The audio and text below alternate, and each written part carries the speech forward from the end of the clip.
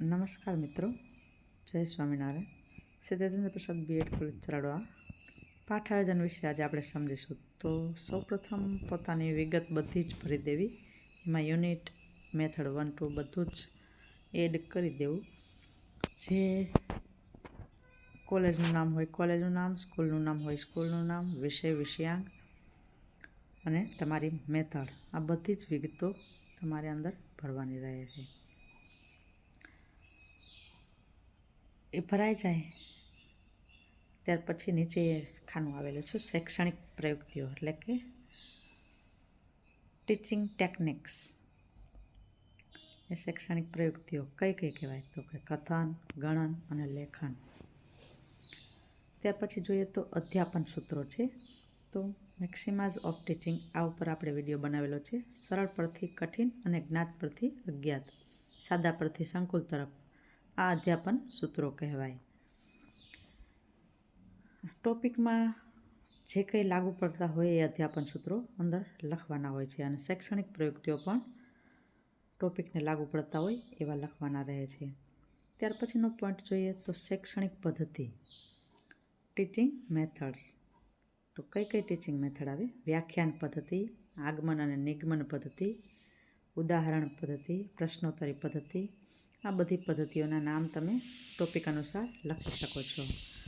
ત્યાર પછી શૈક્ષણિક સાધનો છે, પોઈન્ટ્સ, ટીચિંગ એડ્સ, અને TLM પણ કહી શકાય. TLM એટલે ટીચિંગ લર્નિંગ મટીરિયલ. એમાં શું શું આવશે? તો ચોક આવે, ડસ્ટર આવે, રંગીન ચોક, પોઇન્ટર, બ્લેકબોર્ડ, અને તમે પાઠને સંદર્ભમાં ઉપયોગમાં લેવામાં આવતું TLM, જેનું ચાર્ટ છે કે રોલઅપ બોર્ડ છે, અથવા તો કોઈ પણનું મોડેલ છે, એ બધું તમે એડ કરી શકો છો. ત્યાર પછી જોઈએ તો સંદર્ભ ગ્રંથો. તો સંદર્ભ ગ્રંથો શું છે? વિદ્યાર્થીએ જે સંદર્ભ ગ્રંથ ઉપયોગ કર્યું છે એ બધું જ તમે લખી શકો છો. એમાં GCRT હોય, NCERT છે કે લાઇબ્રેરી છે, UGCની વેબસાઇટનો તમે ઉપયોગ કર્યો છે કે NCERTનો ઉપયોગ કર્યો છે, એ બધું લખી શકો છો. અપેક્ષિત પૂર્વ જ્ઞાન શું છે? તો કે વિદ્યાર્થીઓ પોતાની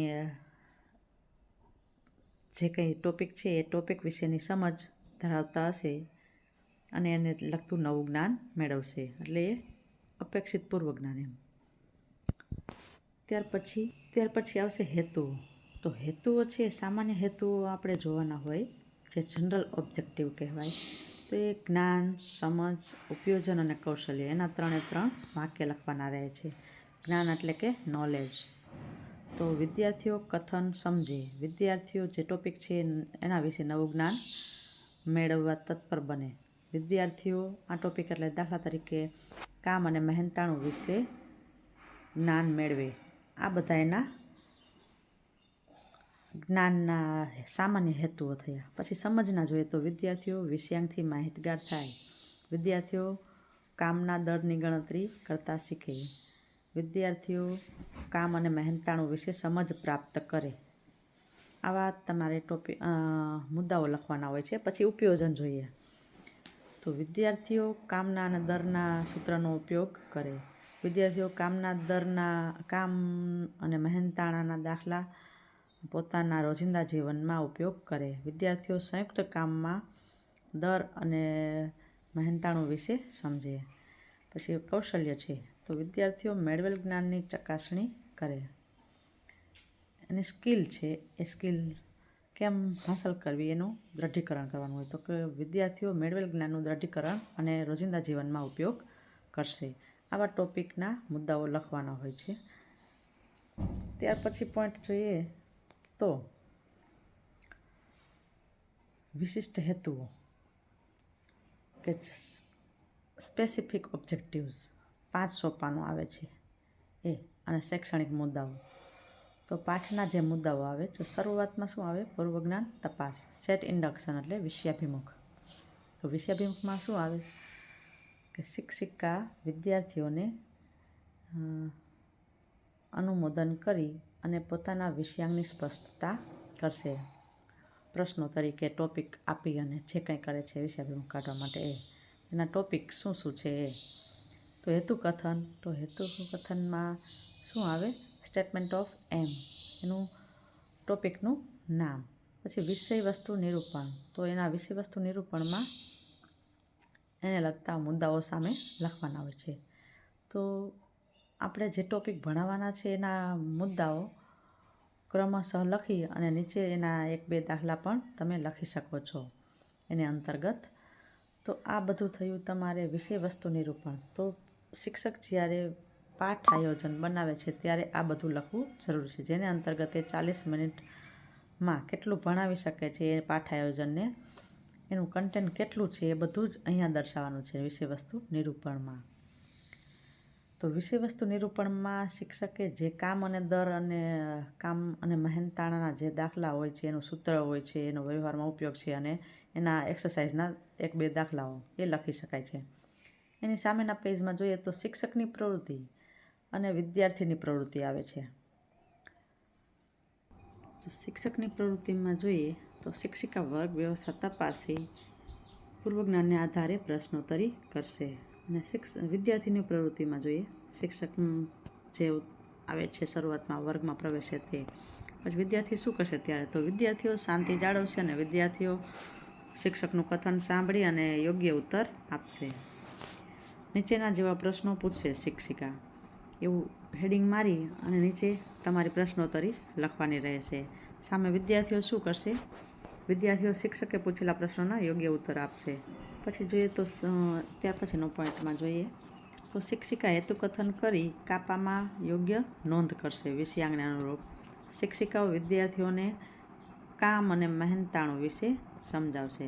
તો સામે વિદ્યાર્થીઓ શું કરશે, તો વિદ્યાર્થીઓ શાંતિ જાળવી હેતુકથનને સમજશે. જો એમાં ત્યાર પછીનો પોઈન્ટ છે શિક્ષિકા શું કરશે, તો શિક્ષિકા છે કથન અને કાપા કાર્ય કરેલ મુજબ વિદ્યાર્થીઓને પ્રશ્ન પૂછશે. તો વિદ્યાર્થીઓ શિક્ષકના પ્રશ્નોના જવાબ આપશે. શિક્ષિકા રોલઅપ બોર્ડ દ્વારા મેળવેલ જ્ઞાનની ચકાસણી કરશે. વિદ્યાર્થીઓ છે રોલઅપ બોર્ડના જવાબના પ્રશ્નોત્તરી વારાફરતી જવાબ જેને પૂછવામાં આવે એ બધા જવાબ આપશે. ત્યાર પછી જોઈએ તો શિક્ષિકા મૂલ્યાંકન તપાસશે અને શિક્ષિકા સ્વાધ્યાય કાર્યની નોંધ કાપામાં કરશે. આ બધું જ શિક્ષકની પ્રવૃત્તિઓમાં શિક્ષકનું કાર્ય આવશે અને વિદ્યાર્થીની પ્રવૃત્તિમાં વિદ્યાર્થીઓ શું કરશે સામે એ દર્શાવવાનું રહેશે. એમ કરીને પોતાનું આખી કોલમ ભરી દેવાની રહેશે. આ બધી જ કોલમમાં તમે જે કંઈ ટોપિક છે એના અનુરૂપ પણ લખી શકો છો કે વચમાં તમે સરસ સમજૂતી છે તો આકૃતિ દ્વારા સમજ આપશે અને વિદ્યાર્થીઓ સમજ મેળવશે. આ બધું થઈ જાય પછી લાસ્ટમાં આવશે ફલક નોંધ, એટલે કે બ્લેકબોર્ડ વર્ક તમારું. એમાં શરૂઆતમાં શું આવે, વિષય અને વિષયાંગ, તો ધોરણ અને તારીખ, પછી કામનો દર, કામના દરનું સૂત્ર, પછી કામનો દર, સંયુક્ત કામનો દર, એની વ્યાખ્યા, પછી એના અનુરૂપ દાખલાઓ. તો આ બધું જ તમારે વ્યવસ્થિત રીતે સારા અક્ષરે વિવિધ રંગીન ચોકનો ઉપયોગ કરી અને શ્યામ ફલક કાર્ય કરવાનું છે. આ ફલક નોંધ તમારે જે પાઠ છે એને ટોપિકને અનુસાર લખવાનું રહેશે. ટોપિકમાં જે સારા પોઈન્ટ્સ છે, વ્યાખ્યાઓ છે, સૂત્ર છે કે કોઈ પણ ડાયાગ્રામ છે એ બધું ડ્રો કરી એ ફલક નોંધમાં લખવાનું હોય છે, જેનાથી તમારા શિક્ષક તરીકેની શિક્ષકત્વ તરીકેની છાપ સારી ઉપસી આવે છે. અને તમને ભણેલ મુદ્દાઓ જે સારા પોઈન્ટ્સ છે એ હેડિંગ એ તમે બાળકને લખવા પણ આપો છો તો બાળક એ નોંધે છે, એને અનુરૂપ આ પાઠ આયોજન થાય છે. તો આ પાઠ આયોજનની સૂચના હતી. ત્યાર પછી આવે છે મૂલ્યાંકન. ફલક નોંધ પછી નીચે મૂલ્યાંકનનું ખાનું છે. મૂલ્યાંકન એટલે કે ઇવેલ્યુએશન. તો મૂલ્યાંકનમાં જે તમે પ્રશ્નોત્તરી ખાલી જગ્યા જે કંઈ આપો છો કે લખો છો પાઠને અનુરૂપ એ તમારે અહીંયા લખવાના રહેશે. જેટલા સમાય એટલા લખવાના છે. એવું જરૂરી નથી કે બધું જ સમાઈ જાય, પણ આ ખાનામાં સમાય એટલા તમારે લખવાના રહેશે અને એને યોગ્ય ઉત્તર સાથે લખી શકો છો. ત્યાર પછી તમારે દાખલા તરીકે અહીંયા આપેલું છે કે ખાલી જગ્યા દ્વારા મૂલ્યાંકન. તો મૂલ્યાંકન તમે જેવી રીતના કરો છો એ મૂલ્યાંકન પાઠને અનુરૂપ આવે છે. પ્રશ્નોત્તરી કરો છો કે ખાલી જગ્યા પૂછો છો, જોડકું પૂછો છો કે ડાયાગ્રામના લેબલ પૂછો છો, એ બધું જ તમારે મૂલ્યાંકનમાં દર્શાવી શકાય. ત્યાર પછી જોઈએ તો સ્વાધ્યાય. તો સ્વાધ્યાયમાં શું આવે, સ્વાધ્યાય તમે જે પાઠ આખો પૂર્ણ થઈ જાય છે પછી આયોજનમાં છેલ્લે તમે વિદ્યાર્થીઓને જે લખવા માટે લેસન કાર્ય આપો છો એ સ્વાધ્યાય એટલે કે અસાઇનમેન્ટ. તો શિક્ષિકા વિદ્યાર્થીઓને દાખલો ગણવા આપશે એવું હેડિંગ મારી અને નીચે એક દાખલો અથવા તો સ્વાધ્યાય આટલા પોઈન્ટ આટલા ઘરેથી લખી લાવવા અથવા જે કંઈ છે તમે વિષયને અનુરૂપ નોંધ કરી શકો છો. ત્યારબાદ આપણે વિષયાભિમુખ કરતી વખતે જે કંઈ કથન પછી જે કંઈ ડાયાગ્રામનો ઉપયોગ કરો છો, TLM કરો છો, એની નાની એવી પ્રત પણ તમે પાઠ આયોજનની સાથે જોઈન્ટ કરી શકો છો. આ થયો એક પાઠ આયોજનનો નમૂનો. તો આવી રીતના તમે આ સૌરાષ્ટ્ર યુનિવર્સિટીના નવા સિલેબસ પ્રમાણેના પાઠ આયોજનનો એક નમૂનો હતો જે તમે તમારા વિષયને અનુરૂપ ટોપિક ચૂઝ કરી અને સારા અક્ષરે વ્યવસ્થિત રીતે સમજીને લખવાનો રહેશે. જેને પણ આ બાબતમાં કાંઈ સમજાય ને તે કોમેન્ટ કરી પણ પૂછી શકે છે. ધન્યવાદ.